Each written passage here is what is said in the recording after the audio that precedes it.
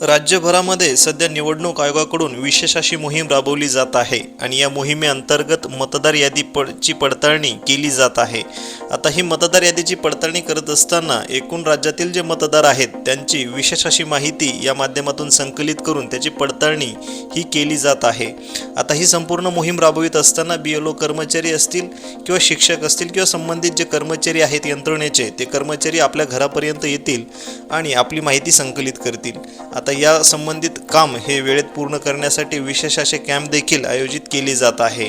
आता यामध्ये आपण नेमकं आपले जे कर्मचारी आहेत त्यांना कोणती माहिती द्यायची, माहिती देत असताना ही माहिती आपली कशासाठी वापरली जाणार आहे आणि आपण ही माहिती जर दिली नाही किंवा आपल्याकडून अनावधानाने ही माहिती पोहोचली नाही तर याचे परिणाम आपल्याला काय होणार आहेत आणि एकंदरीत ही संपूर्ण जी मोहीम आहे याविषयीची संपूर्ण माहिती आज आपण या रिपोर्टच्या माध्यमातून समजून घेणार आहोत. चला तर मग जास्त वेळ वाया न घालता आपण थेट मुद्द्याकडे जाऊ. मित्रांनो, सगळ्यात आधी समजून घेऊया की सध्या नेमकं ही प्रक्रिया काय आहे.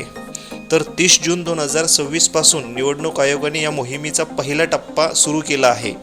याला इंटेन्सिव्ह रिव्हिजन म्हणजेच सखोल पुनर्निरीक्षण म्हणतात. आता याचा अर्थ असा आहे की तुमच्या भागातील BLO म्हणजेच बूथ लेवलचे ऑफिसर जे आहेत ते एक गणनापत्रक घेऊन थेट तुमच्या घरी येत आहेत. आता यामध्ये ते आपले शिक्षक वगैरे आहेत गावामध्ये. आता या प्रक्रियेत नक्की काय होतंय ते साध्या आणि सोप्या भाषेत सांगतो. पहिले म्हणजे तुमच्या घरात एकूण किती मतदार आहेत आणि त्यांची नावे BLO तपासत आहेत. त्यानंतर जर दुर्दैवाने कुटुंबातील एखाद्या मतदाराचा मृत्यू झाला असेल तर त्याचे नाव यादीतून कमी करण्याची नोंद घेतली जात आहे.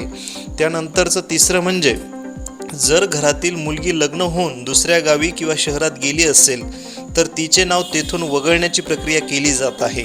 आणि सर्वात महत्त्वाचं म्हणजे जे मतदार कामधंद्यासाठी किंवा इतर कारणांमुळे कायमचे स्थलांतरित झाले आहे त्यांची नावे देखील शोधली जात आहेत. आता तुमच्या मनात प्रश्न येईल की हे कशासाठी केलं जातं आहे.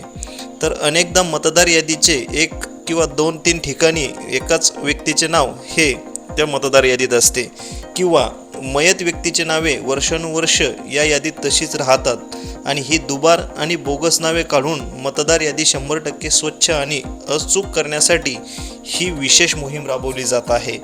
आता वळूया सर्वात महत्त्वाच्या मुद्द्याकडे, म्हणजे या मोहिमेत आपल्याला कोणती कागदपत्रे लागणार आहेत. तर मित्रांनो, जेव्हा BLO तुमच्या घरी येतील किंवा तुम्ही स्वतः ऑनलाईन फॉर्म भरून देखील हे तेव्हा कामाच्या स्वरूपाचे खालील कागदपत्रे देऊ शकता. आता ही माहिती तुम्ही एकतर BLOला देऊ शकता किंवा स्वतः ऑनलाईन देखील भरू शकता. चला तर मग आता त्यामधला पहिला मुद्दा समजून घेऊ की नवीन मतदार जे आहेत त्यांच्या नोंदणीसाठी फॉर्म नंबर 6 हा द्यायचा असतो.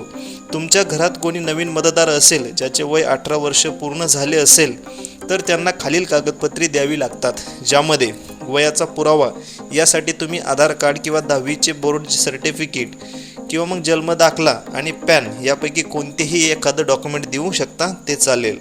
त्यानंतर आहे पत्त्याच्या पुरावासाठी, म्हणजे तुमचा ॲड्रेससाठी लाईट बिल, रेशन कार्ड किंवा बँक पासबुक किंवा मग वडिलाचे किंवा पतीचे मतदार जे ओळखपत्र आहे आपलं वोटर ID कार्ड हे देखील तुम्ही देऊ शकता.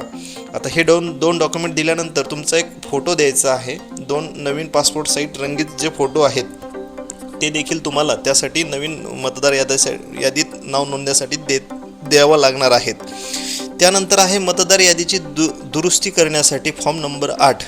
जर तुमच्या जुन्या वोटर IDमध्ये नाव चुकलं असेल किंवा जन्मतारीख चुकीची असेल किंवा फोटो बदलायचा असेल तर तुम्हाला जुने मतदार ओळखपत्र असणे आवश्यक आहे.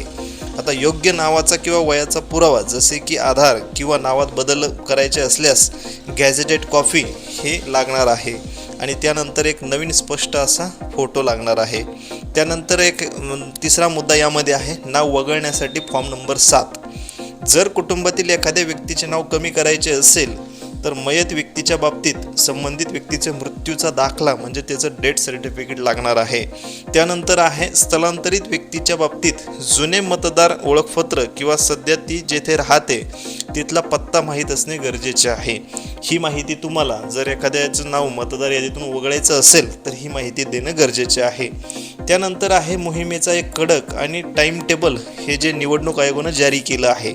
या तारखा तुम्ही कुठेतरी लिहून ठेवा, कारण या तारख्या हुकल्या तर तुमचं काम रखडू शकतं. कारण सध्या 30 जून ते 29 जुलै हा काळ सुरू आहे आणि या काळात संपूर्ण महिनाभरात BLO तुमच्या घरी येतील आणि प्रत्यक्ष माहिती गोळा करतील. हा घरोघरी पडताळणीचा सर्वात महत्त्वाचा टप्पा आहे. त्यानंतर 30 जुलै ते 4 ऑगस्ट 2026 या काळात माहिती गोळा झालेली जो माहिती आहे त्याचा डेटाबेस तयार केला जाणार आहे.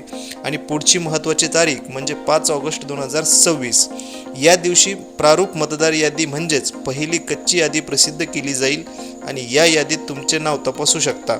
यानंतर 5 ऑगस्ट ते 4 सप्टेंबर हा जो आहे ह्या कालावधी, तर असा पूर्ण एक महिना नागरिकांना त्यांचे दावे हरकती नोंदविण्यासाठी दिला जाईल. म्हणजेच जर तुमचे नाव पहिल्या यादीत नसेल तर या काळात तुम्ही नवीन नाव नोंदणी करू शकता किंवा दुरुस्ती किंवा नाव वगळणे असेल तर यासाठी जो वरती सांगितले आहेत ते अधिकृत फॉर्म भरून जमा करून ती माहिती तुम्ही समाविष्ट करू शकता. आणि शेवटी आहे सर्व दुरुस्त्या पूर्ण झाल्यानंतर 7 ऑक्टोबर 2026 रोजी अंतिम मतदार यादी प्रसिद्ध केली जाईल. लक्षात ठेवा, सध्या घरोघरी पडताळणीचा काळ सुरू आहे जो 29 जुलै 2026 पर्यंत असेल. त्यामुळे या काळात तुमच्या घरी येणाऱ्या कर्मचाऱ्यांना योग्य ती माहिती नक्की द्या. आता अनेकांना असा प्रश्न असतो की जर BLO आमच्या घरी आलेच नाही किंवा आम्ही नोकरीनिमित्त बाहेर असू तर आम्ही काय करावं? मित्रांनो, घाबरून जायची अजिबात गरज नाही. निवडणूक आयोगाने डिजिटल पर्याय देखील उपलब्ध करून दिला आहे. तुम्ही तुमच्या मोबाईलवरून देखील ही कामे करू शकता. पहिली पद्धत म्हणजे वोटर हेल्पलाईन ॲप. हे ॲप तुम्ही गुगल प्ले स्टोअरवरून डाउनलोड करू शकता. तेथे तुम्ही तुमचं नाव शोधा आणि नवीन फॉर्म भरू शकता.